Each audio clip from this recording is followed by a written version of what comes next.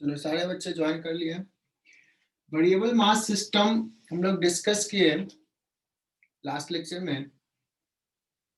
अगर सिस्टम का mass change हो रहा विद द टाइम, या तो कुछ मास ऐड हो रहा होगा या some mass is remove from the system continuously.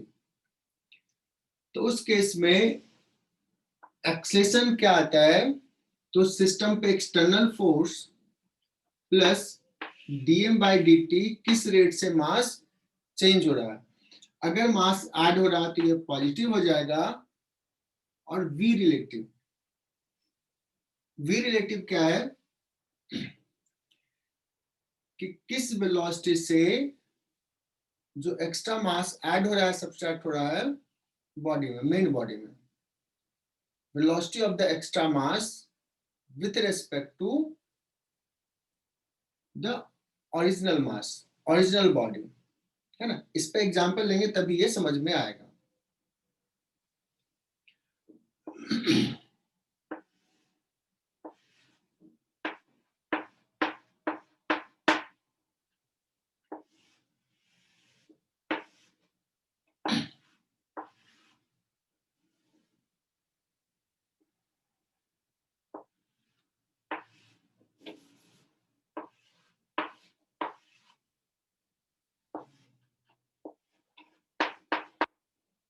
पहला एग्जांपल ले रहा हूं।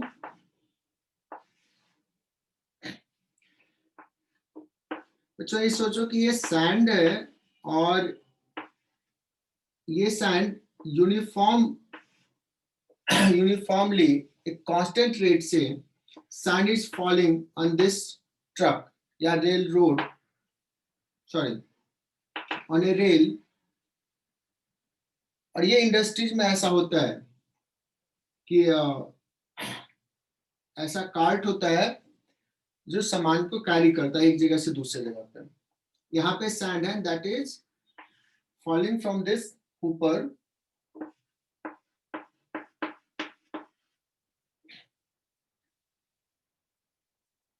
and the cart is moving with velocity v naught,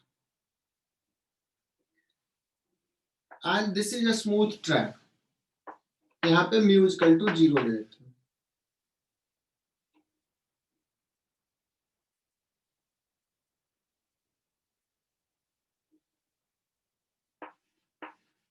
Sand is falling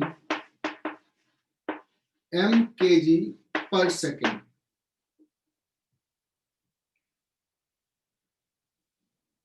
Find force required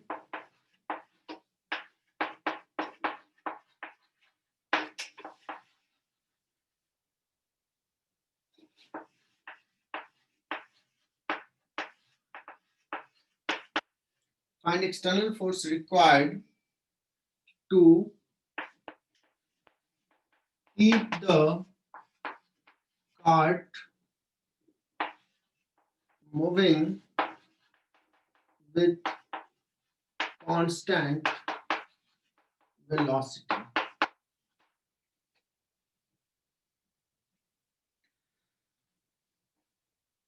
अगर सोचो कि ये कार्ट को छोड़ दिया, कार्ट v वेलोसिटी से जा रहा था, अगर कोई फोर्स नहीं लगाएंगे तो ये सैंड इस पे गिरेगा। इनिशियली सैंड का मोमेंटम इस डायरेक्शन में 0 है। जब कार्ट इस पे गिरेगा तो ये भी कार्ट के साथ साथ जाएगा, तो इसका मास बढ़ रहा है, मोमेंटम इस डायरेक्शन में कंजर्व रहता अगर एक्सटर्नल फोर्स नहीं लगता तो इसका वेलोसिटी कम होता। But to keep the velocity same we have to apply external force. तो ये एक्सटर्नल फोर्स कितना अप्लाई करना होगा? क्या ये सवाल समझ में आया?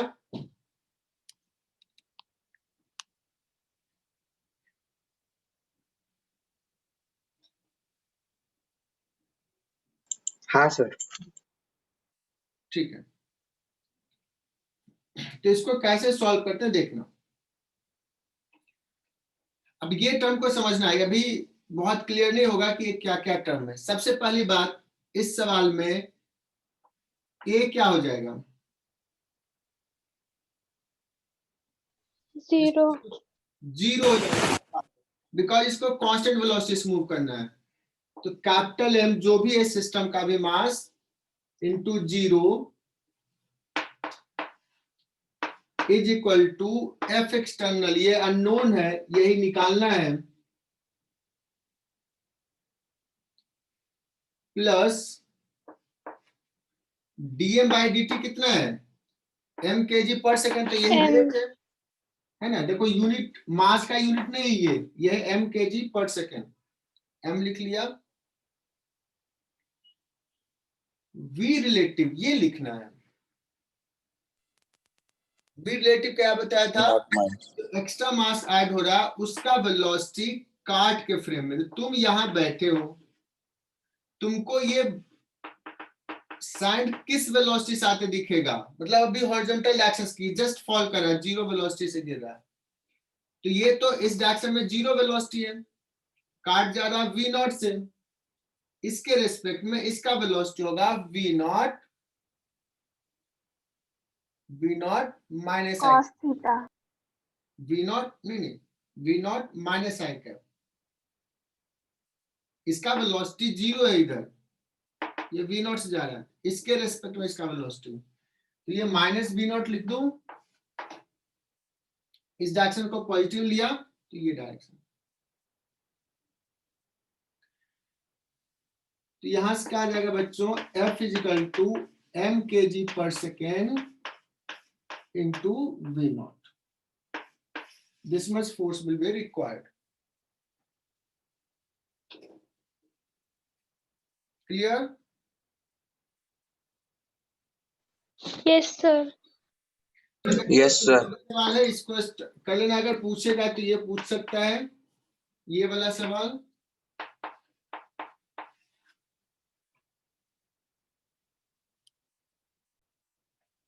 नेक्स्ट, और मैं बता रहा हूं कि ये शायद बहुत इंपॉर्टेंट नहीं है तुम्हारे लिए, मेडिकल के लिए तो नहीं है, एक और जस्ट लिखा देता हूं बच्चों कि अगर सपोज एक कार्ट है which is filled with sand,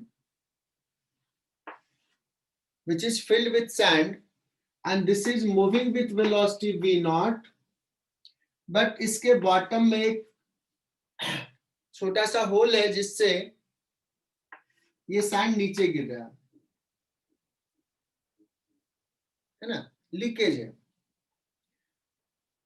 या सोचो सैंड ना होकर के टैंक है जिसमें वाटर फिल्ड है और यहां से लीकेज है।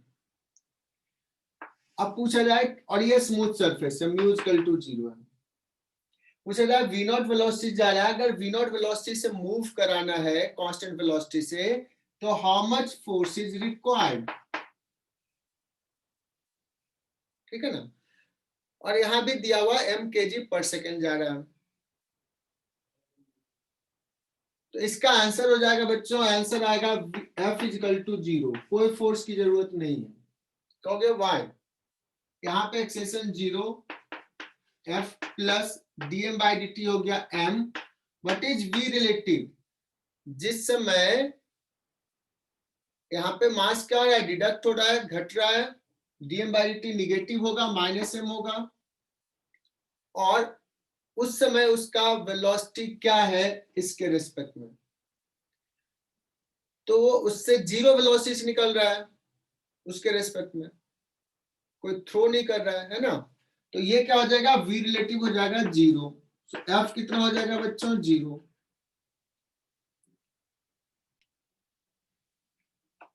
मुझे लगता है अगर ये तो बस फॉर्मूला बेस्ड है,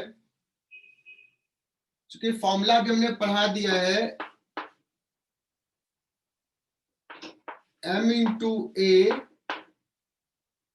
बिना देखे हुए इसको लिखो नोटबुक में, बिना देखे हुए क्या लिखा था, m into a equal to, Devki बोल सकते हो क्या, क्या था ये, F external plus m by d into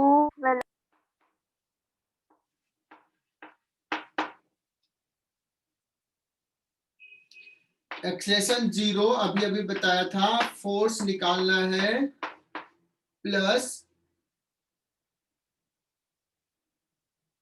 dm by d T, dm by d t कितना है बच्चों 5 kg पर सेकेंड और v रिलेटिव उधर जा रहा है 2 मीटर पर सेकेंड से, तो रिलेटिव इधर हो जाएगा -2। F is equal to +10 Newton.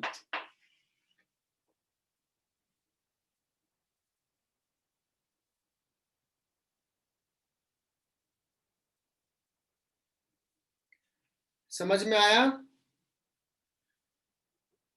और क्या बात है, किसी ने आंसर कर दिया पावर का भी। आयुष यादव, बहुत ही बढ़िया आयुष।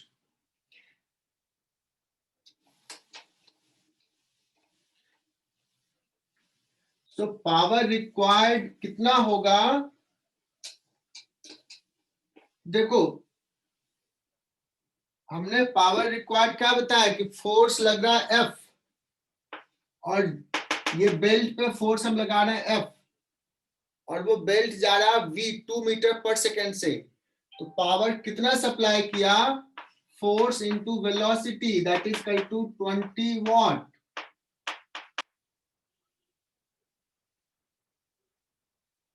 प्रिया पाटिल ने भी सही सही बता दी। लेकिन इसके पीछे बच्चों एक कॉन्सेप्ट है जो बहुत कम बच्चे देख पाते हैं। अगर मैं पूछूं कि हमारे सिस्टम का काइनेटिक एनर्जी किस रेट से इंक्रीज हो रहा है, ये देखो, ये हर टीचर्स नहीं बताता जो अभी डिस्कस करने वाला हूं।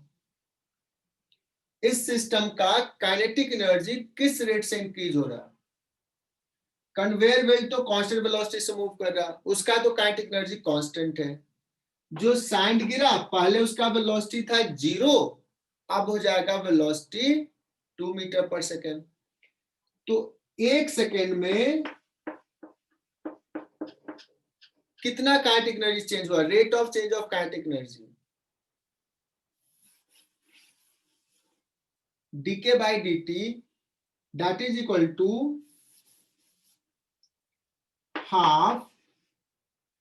1 सेकेंड में कितना मास आया है? तो ये हो जाएगा 5 kg पर सेकेंड आ रहा है। इसका पहले वेलोसिटी था 0, बाद में हो गया 2, ये कितना आ जाएगा बच्चों? 10 वॉट।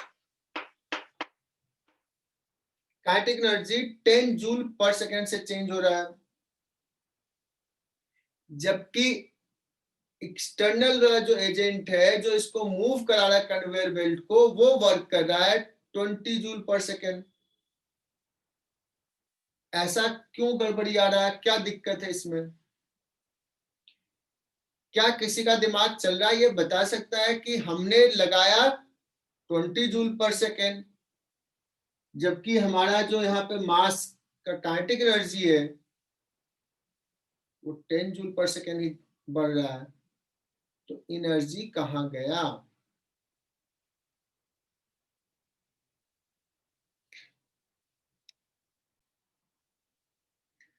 किसी के दिल में आ रहा बोल दो, मुझे लग रहा है कि सही आ रहा होगा तुम्हारे मन में। फ्रिक्शन। फ्रिक्शन। फ्रिक्शन नहीं, थोड़ा सा और मान लेते ये स्मूथ है, ये पूरा स्मूथ है। फ्रिक्शन रहेगा तो फिर हमें फोर्स भी एक्स्ट्रा लगाना पड़ेगा। मतलब एक तरीके से फ्रिक्शन कहोगे, लेकिन और थोड़ा समझाने में अभी वहां तक नहीं पहुंचे हो। देखो क्या हो रहा है वो बता रहा हूँ। सर्टेनली फ्रिक्शन है, लेकिन तुम समझ के नहीं बता रहे हो फ्रिक्शन क्या है, वो समझाता हूं मैं। बच्चों ये सैंड का वेलोसिटी है 0 अभी इधर, और ये कन्वेयर बेल्ट का वेलोसिटी है v0।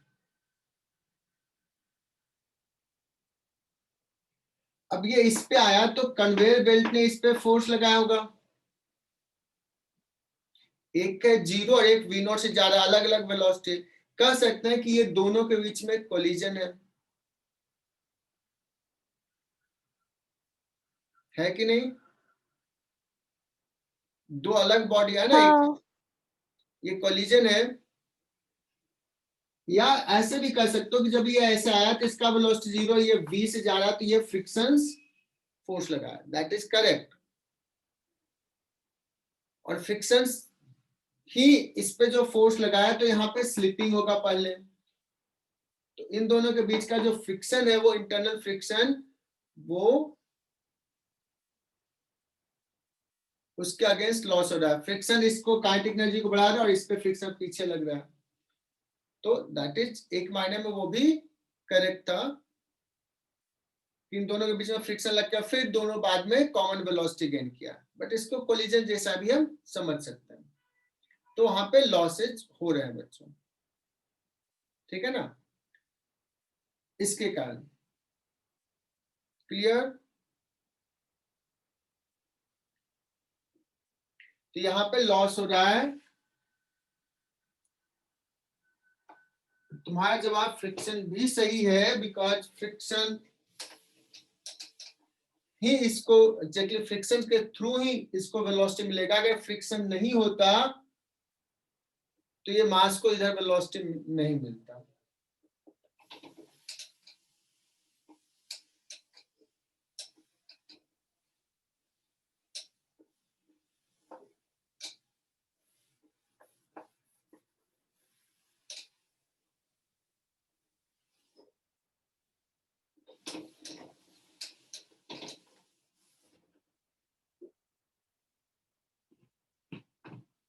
एक और चीज लिखो, रॉकेट प्रोपल्शन।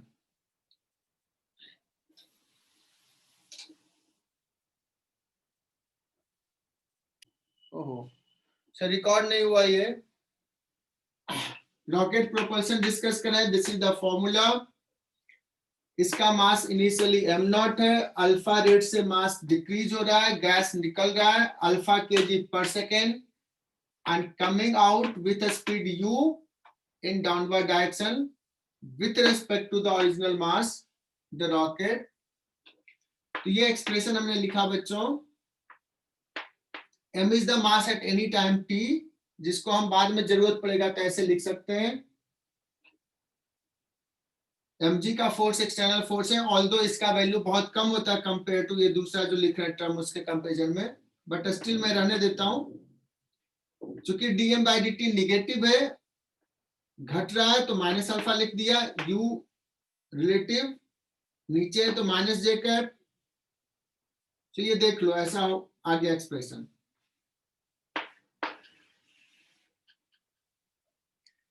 अगर जी को नेग्लेक्ट करेंगे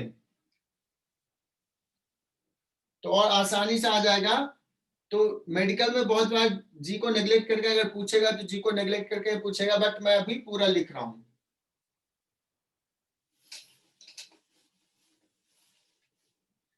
अब क्या करो, dt को इधर लेके चले जाओ,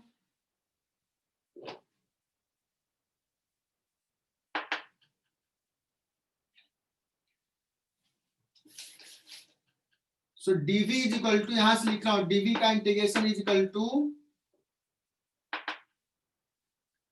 alpha u upon m into dt minus g into dt। इसको इंटीग्रेट कर लेते हैं बच्चों,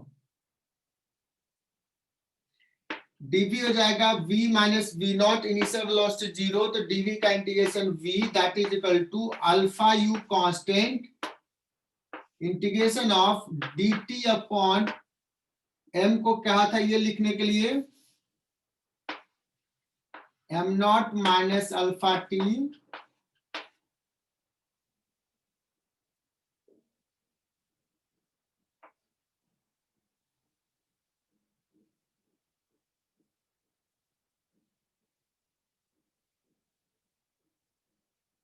ठीक है, minus g into t. So v is equal to alpha u, और इसका इंटीग्रेशन तुम्हें आता होगा, ये क्या हो जाएगा, ln m not minus alpha T, और इसका कोएफिशिएंट अल्फा डिवाइड हो जाएगा minus alpha minus G T, यहां लिमिट पुट करेंगे 0 टू टी। अब इधर जगह नहीं, इधर मैं लिख रहा हूं मिटा करके,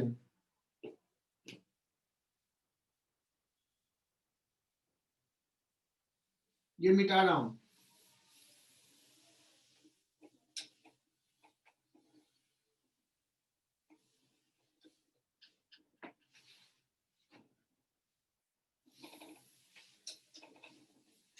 इसका सिर्फ रिजल्ट याद कर लेना है, मेडिकल में अगर आएगा चांसेस कम है, बट आएगा तो सिर्फ फॉर्मूला याद रखना।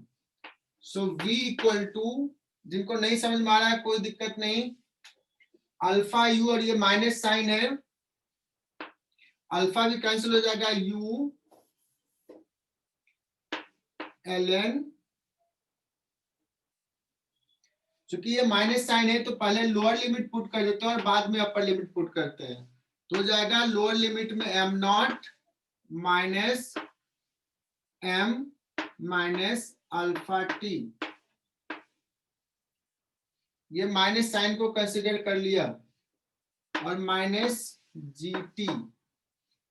सो किसी टाइम पे वेलोसिटी हो गया u into l n m not by, हालांकि इसको ऐसे भी लिख सकते हैं बच्चों, m not minus alpha t को m किसी टाइम पे मास,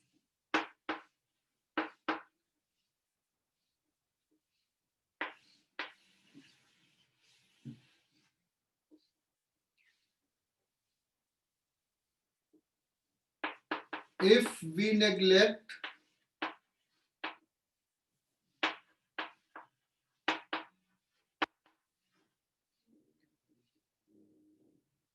g, और ऐसे ही बताता हूं कि g को क्यों नेग्लेक्ट करते हैं कि बहुत ऊपर अगर जाएगा तो g का भी वैल्यू चेंज होगा, ठीक है, तो मोस्टली g को नेग्लेक्ट अगर करते हैं तो v is equal to simply आ जाएगा u ln m naught by m।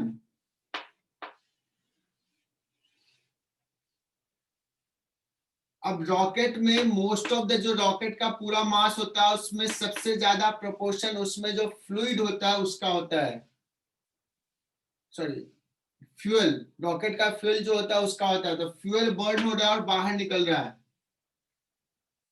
तो मान लो ऐसा पूछा जाए कि जब ये पूरे रॉकेट का मास हाफ हो गया तो कितना वेलोसिटी वो गेन कर लिया होगा, तो u into l n m not upon m not by two, l n two है ना, u बड़ा होता है, u बहुत हाई होता है इसलिए इसका स्पीड बड़ा हो जाता है। So this is the formula, booklets में ऐसे फॉर्मूले पे सॉल्व करोगे, और ये एचसी वर्मा भी है, वहां से भी देख सकते हो। हाँ सर। सो अगर जी को नेग्लेक्ट किया मोस्टली तो यही फॉर्मूला आएगा, ये फॉर्मूला मेडिकल वाले बस रट्टा मार लो, ये v equal to u, u क्या है पता है, l n m not initial mass of the rocket divide by किसी टाइम पे जो मास है m, बस। इसमें और भी सवाल है लेकिन करने की जरूरत नहीं, तो आज हम लोग दूसरा टॉपिक स्टार्ट करें, आज स्टार्ट कर दें।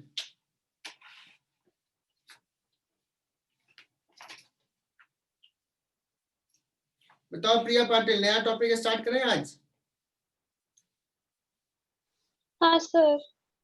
क्योंकि ऐसे भी सिलेबस से हम लोग पीछे चल रहे हैं।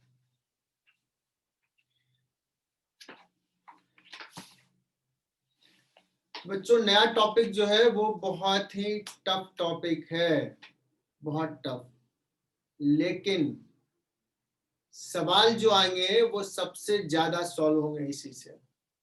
बहुत ज्यादा सवाल आते हैं नीट में भी और आईआईटी में भी। आईआईटी में तो टफ आता है बट मेडिकल में उतना टफ नहीं होगा कि तुमसे नहीं सॉल्व होगा, और मुझे लगता है कि तुम लोग अभी अच्छा कर रहे हो, कर लोगे अगर तुम ध्यान से देखोगे तो। इस पे थोड़ा फोकस करना एक्स्ट्रा। सेंटर ऑफ मास में मैंने कहा कोलिजन्स वाले सवाल ढेर सारे कर लेने के लिए, उसमें कंफर्ट जोन में आ जाओ। और ये अभी तुम लोग फिजिक्स में सबसे हाईएस्ट लेवल पे चल रहे हो, जो समझने वाली चीज है, जो टफनेस वाली चीज है। उसके बाद जो सिलेबस होगा उसमें जो फिर कॉन्सेप्ट होगा उतना डेप्थ नहीं रहेगा, डेप्थ रहेगा मतलब टफ नहीं लगेगा तुम्हें, ठीक है। सेंटर ऑफ मास सबसे ज्यादा टफ, सेंटर ऑफ मास से थोड़ा सा और टफ रोटेशनल।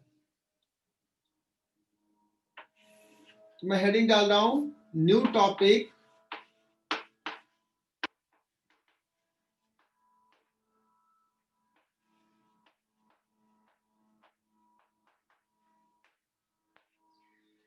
बच्चों ये ऐसा टॉपिक है कि जितना कॉन्सेप्ट अभी तक हमने पढ़ा है starting from the kinematics vector, वो सबका यूज आएगा, सबका कॉन्सेप्ट इसमें अप्लाई होगा, और रोटेशनल का अपना भी बहुत सारे कॉन्सेप्ट है, इसलिए ये टॉपिक बड़ा भी हो जाता है और इम्पोर्टेंट भी हो जाता है।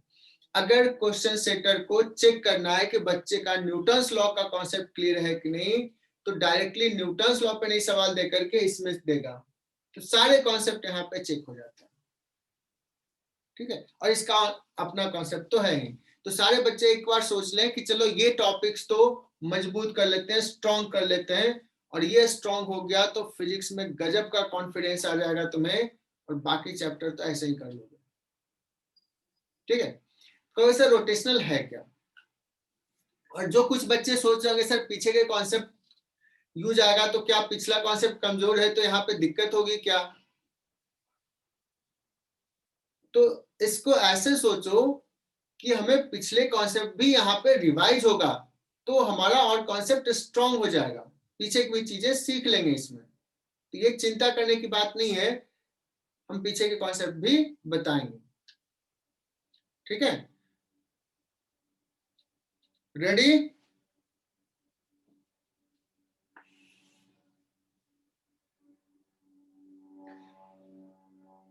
बच्चों अभी हम लोग डिस्कस क्या करने वाले बता रहा हूं।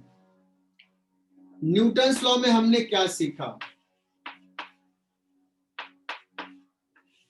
न्यूटन्स लॉ में सीखा कि कोई भी बॉडी पे एक नेट फोर्स लग रहा है तो उसका एक्सेलरेशन है, लेकिन उस केस में जो हम बॉडी ले रहे थे, जो ऑब्जेक्ट ले रहे थे, उसका साइज कभी भी कंसीडर नहीं किया, साइज कभी भी कंसीडर नहीं किया था। मतलब हम मानते थे कि as a point mass, Newton's law में हमेशा हमने लिया पॉइंट मास, है ना, इतना फोर्स लग रहा है तो उसका क्या होगा, एक्सेलरेशन, ये सब। वही चीज जब मैं सेंटर ऑफ मास में पढ़ा, सेंटर ऑफ मास में आए तो हमने ये देखा कि बॉडी एक्सटेंडेड होगा और उस सिस्टम पे एक्सटर्नल फोर्स लग रहा है। तो जब एक्सटर्नल फोर्स लग रहा है तो जो हम एक्सेलरेशन न्यूटन्स लॉ से लिखते थे F = ma, तो वो एक्सेलरेशन किस पॉइंट का होता है? तो अगर बॉडी एक्सटेंडेड बॉडी है और इसका सेंटर ऑफ मास यहां है, तो अगर हम फोर्स लगा रहे हैं कुछ एक्सटर्नल फोर्स, तो net external force equal to mass into acceleration लिखा, तो ये एक्सेलरेशन किस पॉइंट का था बच्चों? तुम कहोगे सर ये सेंटर ऑफ मास का था, उस बॉडी का, इस पॉइंट का एक्सेलरेशन नहीं था, इस पॉइंट का नहीं था, इस पॉइंट का नहीं था, इस पॉइंट का था। तो सेंटर ऑफ मास में हमने चैप्टर में ये देखा कि अगर एक्सटर्नल फोर्सेस जो भी लग रहे हैं, चाहे वो यहां लगे, यहां लगे, यहां लगे, डजंट मैटर, जो उस सिस्टम का सेंटर ऑफ मास होगा उसका एक्सेलरेशन हम बता सकते हैं। Is it clear? अभी तक Yes, sir. हाँ वो बताया मैंने। कहोगे सर ये तो हमने पढ़ ही लिया, सेंटर ऑफ मास का एक्सेलरेशन, सेंटर ऑफ मास का मोशन हमने डिस्कस किया, बट अब सवाल ये आता है कि सपोज ये रॉड है, देखना बच्चों रोटेशंस में हम लोग क्या पढ़ेंगे। ये रॉड है, इसका सेंटर ऑफ मास यहां है, अगर मैं पूछूं किसी ने, एक आदमी ने फोर्स यहां लगाया, दिस इज केस 1 F, यही रॉड है, दूसरा केस लिया, एक आदमी ने यहां फोर्स लगाया, सेकेंड केस, और तीसरा यहां फोर्स लगाया F, थर्ड केस। क्या तीनों का रिजल्ट सेम होगा? स्मूथ सरफेस पे ये रॉड रखा हुआ है, क्या तीनों का मोशन एक जैसा होगा या डिफरेंट होगा? डिफरेंट डिफरेंट होगा। लेकिन अगर मैं पूछूं कि इसके सेंटर ऑफ मास का एक्सेलरेशन, इसके सेंटर ऑफ मास का एक्सेलरेशन, इसके सेंटर ऑफ मास का एक्सेलरेशन सेम रहेगा, बॉडी का मोशन डिफरेंट होगा, बट बॉडी के सेंटर ऑफ मास का मोशन एक ही जैसा होगा। अभी तक हम लोगों ने ये कंसिडर ही नहीं किया था कि हम फोर्स यहां लगाएं कि यहां लगाएं कि यहां लगाएं। अगर ये पॉइंट 1 पॉइंट है, ये 2 पॉइंट है, ये 3 पॉइंट है, ये सबका एक्सेशन होगा सिंपली F/m। लेकिन इस केस में बॉडी सिर्फ ट्रांसलेट करेगा। तुम्हें ये पता है, अगर ऐसे लगाया, बीच में लगाया बच्चों, तुम देखोगे रॉड ऐसे जाएगा। इसको ना थोड़ा नीचे लगा देता हूं थोड़ा डिफरेंट के लिए।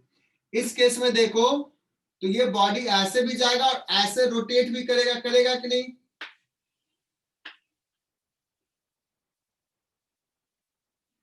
और इस केस में देखोगे तो बॉडी ऐसे जाएगा।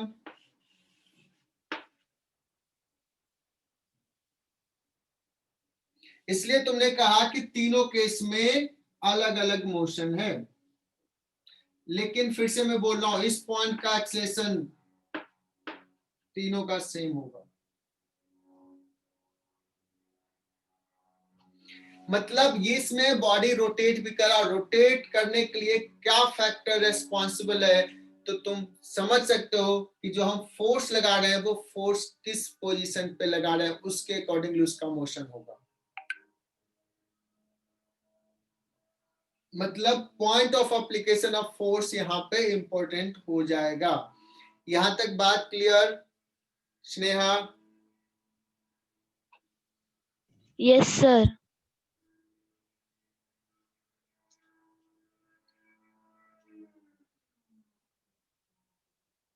तो ये भी सबको क्लियर है कि अगर मैं इसका एक्सेलेरेशन पूछूं तो चिंता करने की बात ही नहीं है। सेंटर ऑफ मास का एक्सेलेरेशन तो हमने सीख लिया है। तो देख लो, मैं बता रहा हूं, अगर एक्सेलेरेशन ऑफ सेंटर ऑफ मास पूछे बच्चों तो सिंपली कहोगे net external force divide by mass. ये कॉन्फिडेंस के साथ आता है तुझे।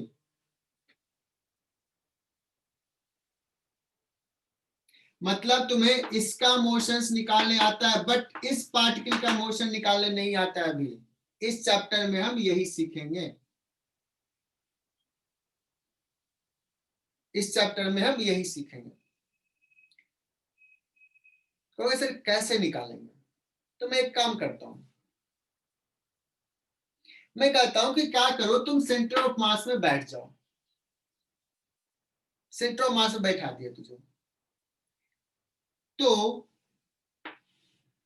सेंटर ऑफ मास में बैठ के तुम क्या देखोगे? तुम्हें क्या दिखेगा? इसका मोशन कैसा दिखेगा? ट्रांसलेशनल या रोटेशनल या प्योर रोटेशनल? सिर्फ प्योर रोटेशनल या प्योर ट्रांसलेशनल या combined translation rotation in centre of mass frame? Combined. नहीं, सेंटर ऑफ मास में बैठ के ग्राउंड से तो देख रहा है, वो देख रहा है कि आगे भी बढ़ रहा है और रोटेट भी कर रहा है। सिर्फ रोटेशनल। यहां पे बैठ के देखो, तुम अपने आप को रेस में देखो और लगेगा कि रॉड ऐसे ऐसे रोटेट कर रहा है ना? सेंटर ऑफ मास में बैठ के देखोगे तुम। अब ग्राउंड से देखोगे तो सेंटर ऑफ मास आगे भी जा रहा और रोटेट भी कर रहा है। तो अगर मुझे सपोज इस पॉइंट P का मुझे मोशन ऑब्जर्व करना है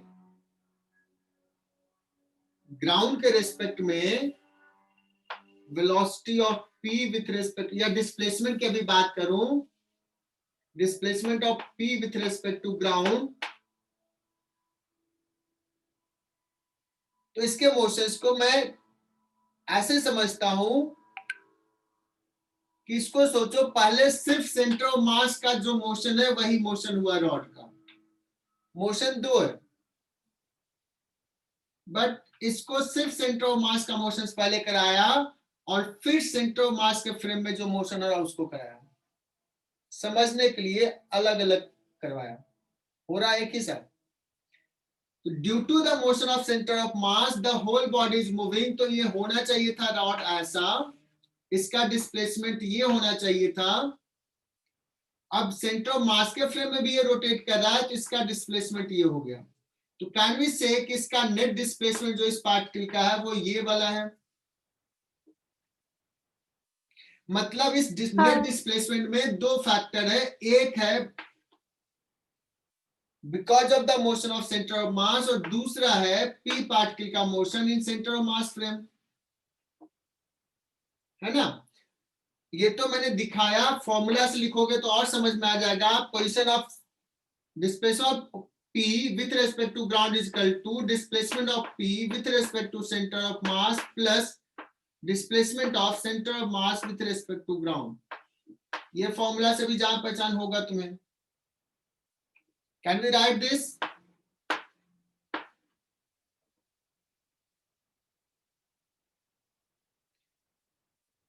अब मैं बात करता हूं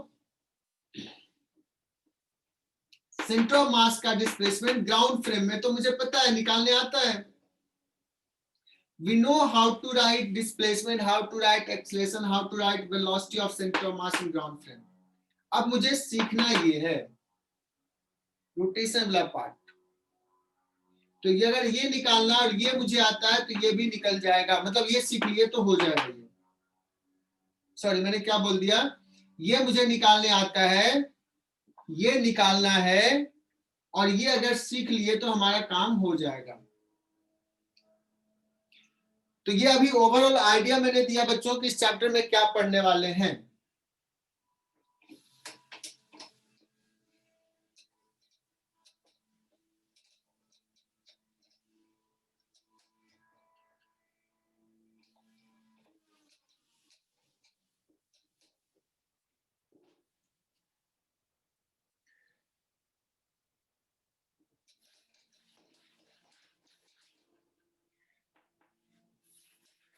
कोई भी एक्सटेंडेड बॉडी का मोशंस को मैं समझाता हूं कि एक टाइप का मोशन होगा जो होगा प्योर ट्रांसलेशनल मोशन।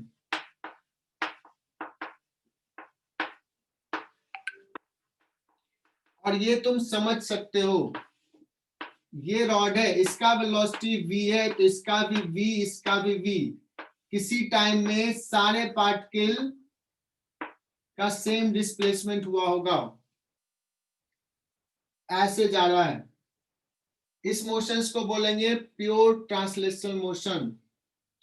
डेफिनेशन क्या हो जाएगा, each particle of the body will have same velocity. Is it correct? Definitions pure translational motion का, ये वेलोसिटी वेक्टर क्वांटिटी है, जितना वेलोसिटी इसका डायरेक्शन में मैग्नीट्यूड में उतना इसका उतना इसका। दूसरा, कुछ बच्चों को समझ में आ गया होगा सर क्या बोलने वाले हैं, प्योर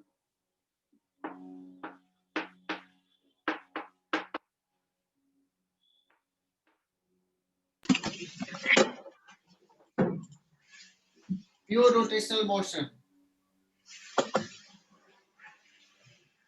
प्योर रोटेशनल मोशंस के बहुत सारे एग्जांपल तुम देखे होगे, जैसे तुम अपने घर में देखोगे फैन चल रहा होगा, फैन का जो मोशन है वो कैसा मोशन है,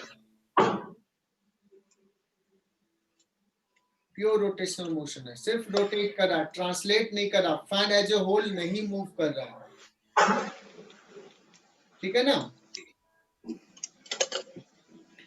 तो अगर एक ऐसे रॉड लिया मैंने और इसके अबाउट ये ऐसे रोटेट कर रहा है,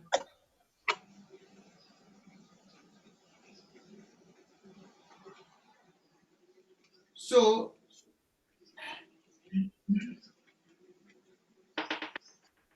अगर मैं कहूं कि ये रोटेट कर रहा है तो किसी टाइम पे अभी यहां है फिर इधर गया, तो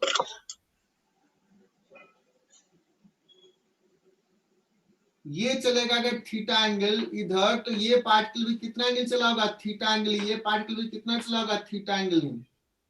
ये बॉडी रोटेट करेगा, इस पॉइंट का एंगल ऑफ वेलोसिटी ओमेगा कहेंगे, तो इस पॉइंट का भी ओमेगा होगा, बिकॉज एक रोटेशन से अगर किया है बॉडी तो हर पार्ट के लिए एक रोटेशन किया है। What we can say definition में, each particle will have same angular velocity. Is it correct? Yes, sir.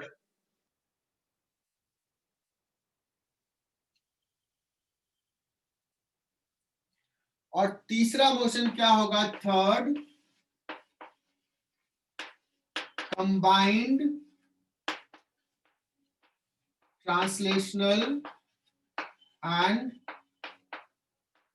Rotational motion, जिसको कि हम बाद में पढ़ेंगे, जो ज्यादातर सवाल इस पे आएगा। अच्छा, इसमें बताओ कि इस पार्टिकल का एंगुलर वेलोसिटी सेम होगा। What about the linear velocity? Will it be same और डिफरेंट? Different. डिफरेंट होगा। इसका अगर मान लो ये r1 डिस्टेंस पे है तो इसका वेलोसिटी हो जाएगा ओमेगा r1, और ये r2 डिस्टेंस पे है तो इसका वेलोसिटी हो जाएगा omega r2। So different particle would have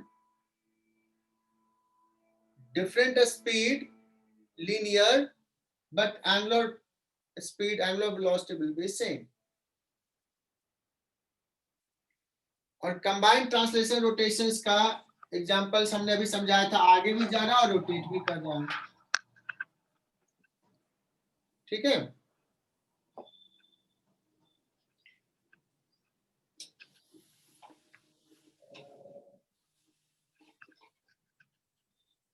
तो अभी 15 मिनट बचा है। 15 मिनट में हम लोग कुछ कुछ अच्छी चीजें सीख लेते हैं। और अभी तक किसी को कुछ नहीं समझ में आया, डोंट वरी, कोई बहुत ज्यादा चीज बताया नहीं है, कुछ इंपॉर्टेंट चीज नहीं बताया है।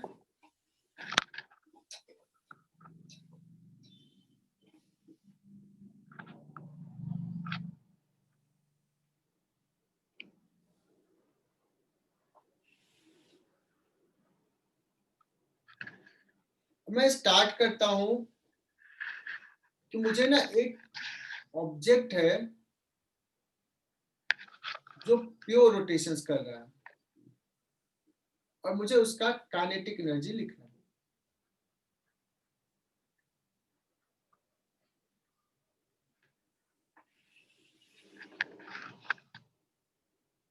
ये एक ऑब्जेक्ट है, रैंडम ले लिया मैंने, और ये एक एक्सिस के अबाउट ऐसे रोटेट कर रहा हूं ओमेगा से। यहां से एक पार्टिकल लिया m1, और इस पार्टिकल का अगर वेलोसिटी पूछा जाए तो स्पीड जो हो जाएगा वो हो जाएगा ओमेगा r1। एक दूसरा पार्टिकल लिया m2, ऐसे रोटेट करा, इसका इधर वेलोसिटी हो जाएगा कितना? Omega r2। और मैंने तुझे टारगेट दिया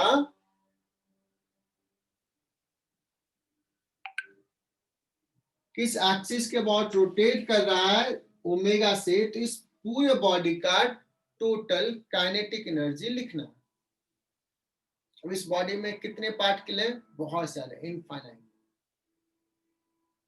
मैं लिखता हूं, कोशिश करता हूं।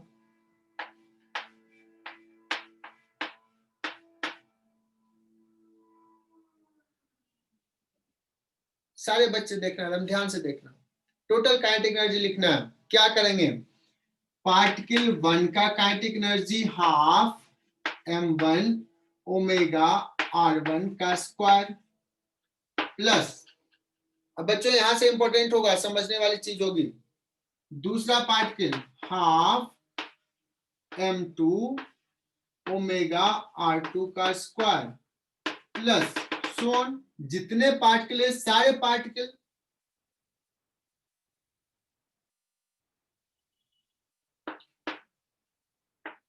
सो हाफ बाहर ले लिया बच्चों, और ऐसे लिख सकते हैं समेशन ऑफ mi ri का स्क्वायर, और ओमेगा स्क्वायर तो बाहर है, into omega square. I varies from 1 से लेकर के जितने पार्टिकल हैं,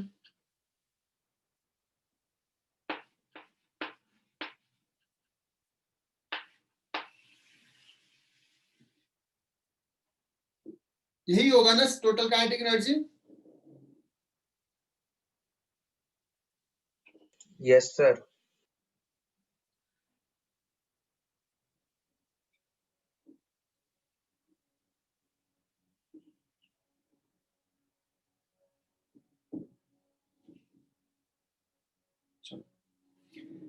अब मैं बता रहा हूं कि हम लोग ना जनरली अभी तक हम लोग डिस्कस करते थे, अगर किसी बॉडी का मास m है और प्योर ट्रांसलेशन मोशन अगर हो रहा है तो उसका काइनेटिक एनर्जी लिखते थे half m v square, half m v square, ये काइनेटिक एनर्जी लिखते थे। अगर प्योर रोटेशनल हो रहा है किसी एक्सिस के अबाउट तो हमने अभी काइनेटिक एनर्जी लिखा हाफ, कुछ ऐसा टर्म आया इनटू ओमेगा स्क्वायर। क्या थोड़ा सिमिलर टाइप का दिख रहा है क्या एक्सप्रेशन? ये हाफ है, यहां पे कुछ टर्म है, ये टर्म m के जगह पे आया है, यहां पे लीनियर वेलोसिटी और यहां पे एंगुलर वेलोसिटी। मतलब हम तो ऐसे भी बता चुके थे कि जो रोल ट्रांसलेशन मोशन में लीनियर वेलोसिटी का है वही रोल रोटेशनल मोशन में किसका हो जाएगा?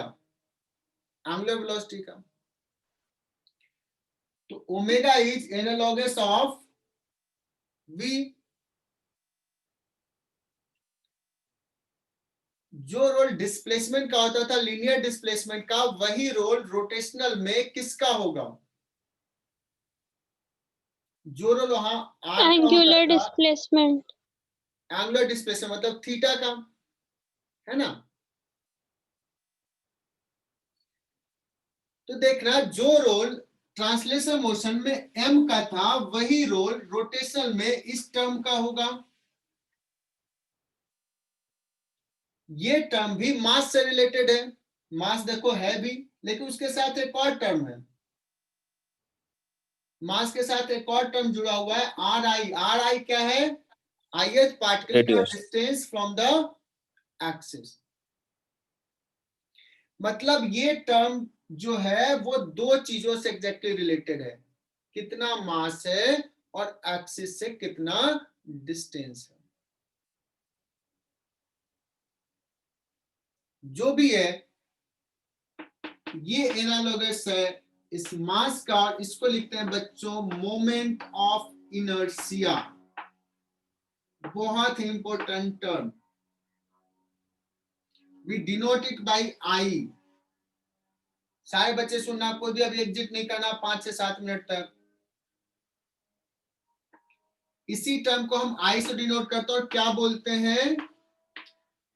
Moment of inertia.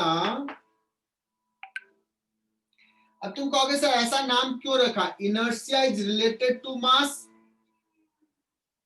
इसलिए लिखा चूंकि मास है। What about moment? बच्चों एक्चुअली ना डिस्टेंस को मोमेंट भी बोलते हैं। तो वो मास किसी एक्सिस से कितने डिस्टेंस पे, वो डिस्टेंस इज को मोमेंट वर्ड से यूज करते हैं, इसलिए इसको बोलते हैं moment of inertia. Clear? So moment of inertia of a body, और डिस्टेंस किससे लिए? इस एक्सिस से, तो इसको बोलते हैं moment of inertia of the body about the axis. How it is defined?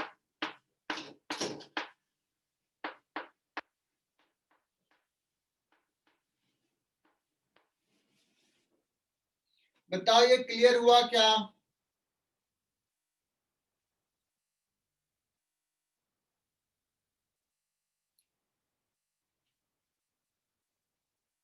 Moment of inertia of a body define कर दिया। लेकिन अगर कोई पूछा जाए यहां से ही कि सर एक काम करो ना, अभी बॉडी तो छोड़ो, एक एक्सिस से कोई पार्टिकल है जिसका मास m है, पार्टिकल, एक्सटेंडेड बॉडी नहीं, और ये रेडियस r पे है, सो एक्सिस से डिस्टेंस r है, तो इसका मोमेंट ऑफ इनर्शिया कैसे डिफाइन करोगे?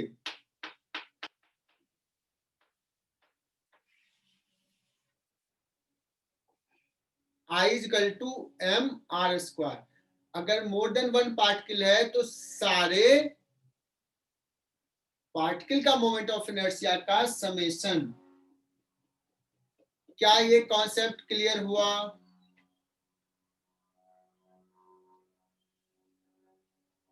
Yes sir. तो बच्चों ये जो है ना मोमेंट ऑफ इनर्शिया बड़ा इंपॉर्टेंट टर्म होने वाला है, बहुत इंपॉर्टेंट टर्म। जो लीनियर वेलोसिटी में बहुत सारे टर्म्स हमने डिफाइन किया है बच्चों, सॉरी ट्रांसलेशन मोशन में, जैसे वेलोसिटी, तो उसका एनालॉग रोटेशन में क्या है? Angular velocity. ट्रांसलेशनल मोशन में जो काइनेटिक एनर्जी लिखा है, कैसे लिखा है kinetic energy? Half m v square. Rotational में काइनेटिक एनर्जी कैसे लिखोगे? Half I omega square. अगर मैं बात करूं अब एक और टर्म लेते हैं, linear momentum.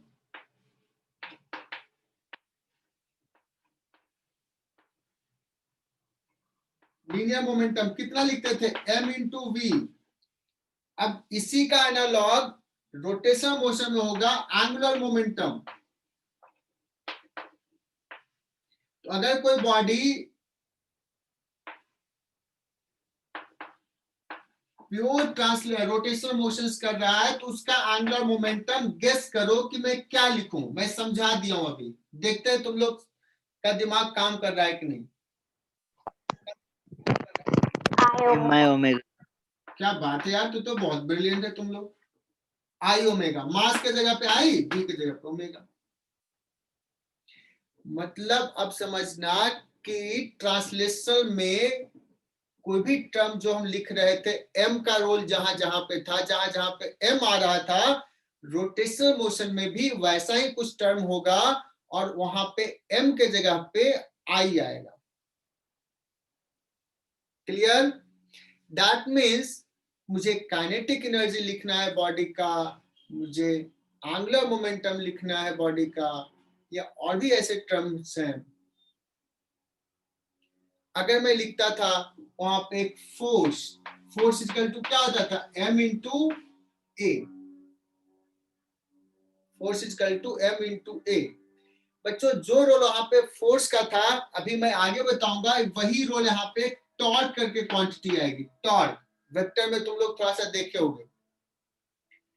Torque equal to जो रोल वहां पे ए का था, यहाँ पे रोटेशन होता अल्फा का। तो बताओ टॉ इक्वल टू मैं क्या लिखूं? तुम गेस वर्क करो, देखते हैं इस बार से। I alpha. I alpha. मतलब सारा फॉर्मूला तो alpha. तुझे यहाँ पे ही याद हो गया यार। तूने एंगुलर मोमेंटम बता दिया, तूने torque equal to I alpha बता दिया, यही सब फॉर्मूला से यहाँ डिस्कस करेंगे।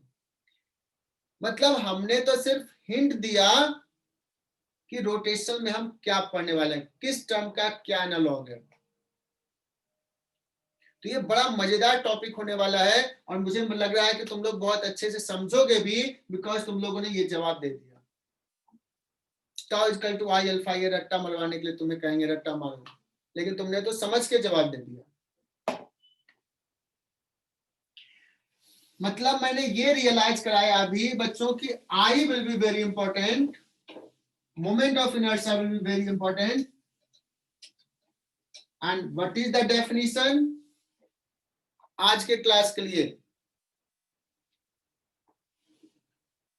कोई एक पार्टिकल है और जब मोमेंट ऑफ इनर्शिया की बात करेंगे तो हमेशा किसी न किसी एक्सिस से रिलेटेड होगा, बिकॉज वो एक्सिस से डिस्टेंस बताता है।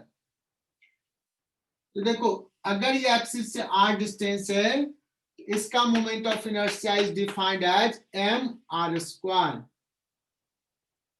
और मुझे लगता है किसी को ये तकलीफ नहीं होगी कि सर मैं ये r लूं कि ये r लूं। इस एक्सिस से अगर डिस्टेंस की बात करते हैं तो हम परपेंडिकुलर डिस्टेंस की बात करते हैं। क्या करते हैं? परपेंडिकुलर डिस्टेंस की बात करते हैं।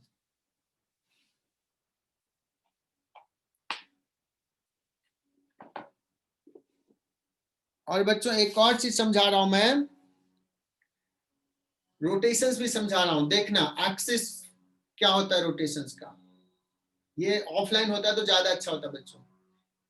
देखो यहाँ पे तुम बताना कि ये अभी एक्सिस कैसा है, वर्टिकल है, हॉरिजॉन्टल है, कैसा है, ठीक है। इसके rotations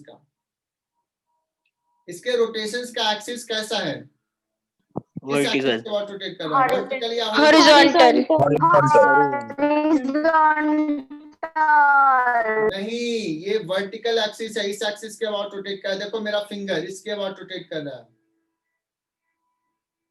are you getting my point?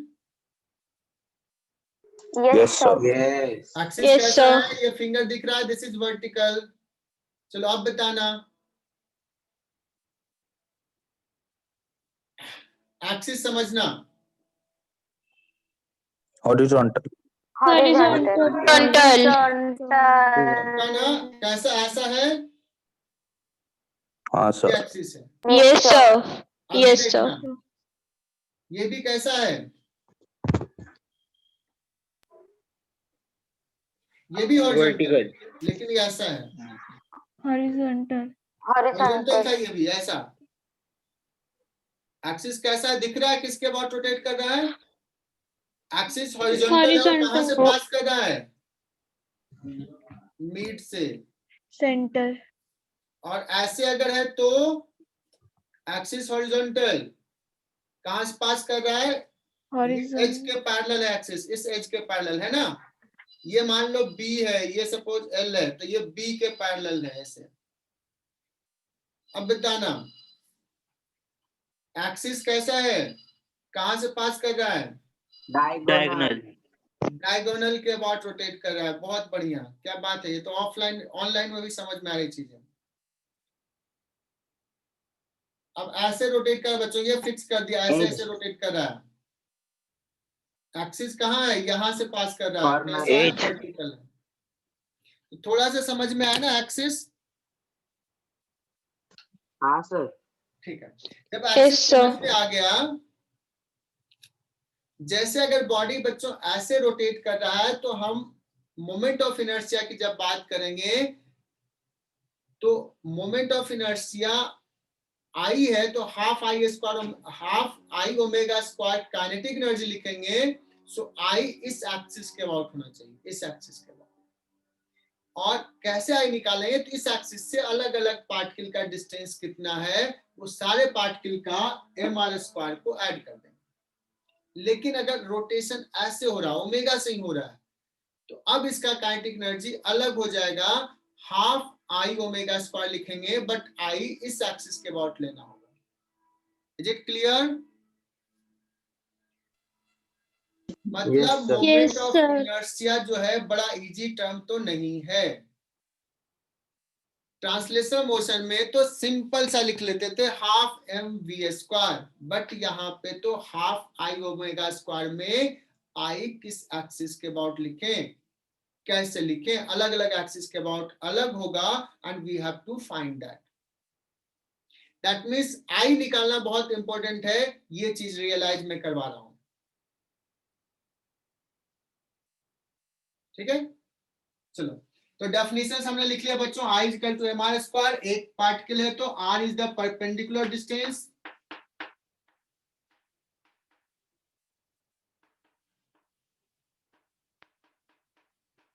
From the axis. ये R1 नहीं होगा, R होगा।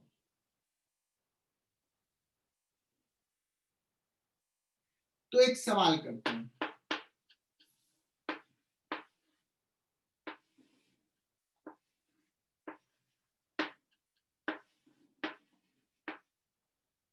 there are two particles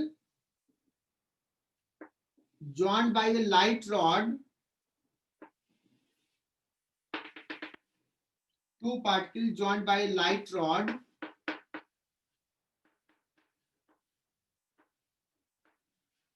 of length L. Find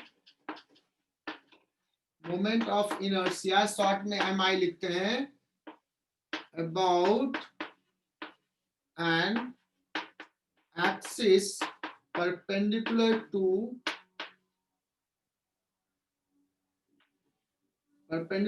rod and passing through midpoint.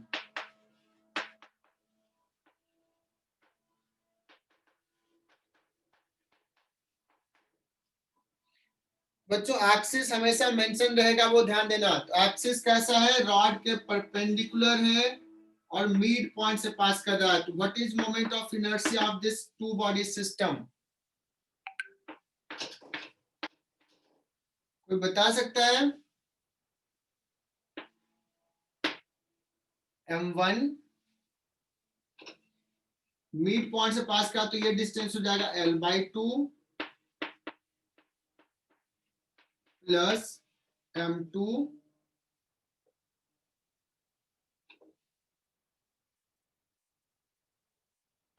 l/2 का square, that is equal to m1 plus m2 into l square by 4।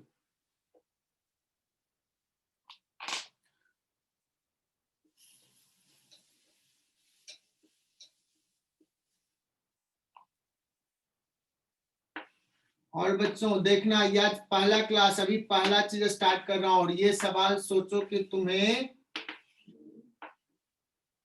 Exam में आ सकता है, NEET में आ सकता है, तुम्हारे नीट में आ सकता है एग्जाम, ध्यान में रखना। किसी न किसी एग्जाम में तो ये आ ही जाएगा, बहुत फेमस सवाल है। Moment of inertia of this two particle system about an axis passing through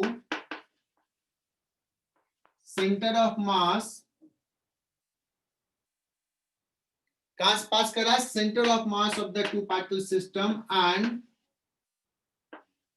perpendicular to line joining the two particle। तो आज का ये लास्ट सवाल।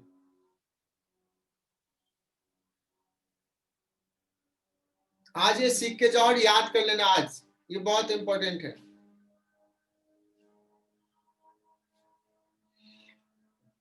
डिस्टेंस मैंने इसको दे दिया r, दे देता हूं r।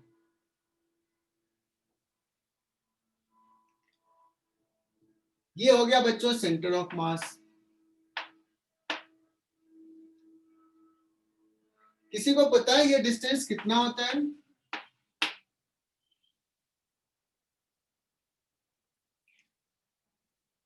देखते हैं तुम्हें निकालने आता है कि नहीं। सेंटर ऑफ मास का फॉर्मूला भूल तो नहीं गए? दो पार्टिकल है, मुझे ये सेंटर ऑफ मास है, ये डिस्टेंस निकालना है, तो यहां ओरिजिन लेके कर सकते हैं। Coordinate of centre of mass r1 is equal to, centre of mass का अगर ये डिस्टेंस है तो लिखते हैं m1 into 0 plus m2 into r divide by m1 plus m2। So r1 distance जो फर्स्ट पार्टिकल का डिस्टेंस सेंटर ऑफ मास से होगा बच्चों, ये एकदम कंफर्म कर लो, m2r divide by m1 plus m2 होगा। और अगर ये r2 की बात करें तो या तो r माइनस r1 कर लो, या यहां से ओरिजिन लेकर के देख लो सेंटर ऑफ मास का डिस्टेंस, तो ये आ जाएगा m1r divide by m1 plus m2।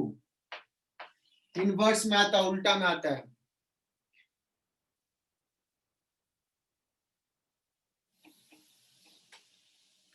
और ये फॉर्मूला याद भी कर लेना। तो इसका कितना हो जाएगा moment of inertia, I is equal to m1 r1 square plus m2 r2 square. ये पुट करो वैल्यू और निकल जाएगा, नोटबुक में लिख लेना। आज का क्लास यही फिनिश करते हैं, ऑलरेडी टाइम हो गया।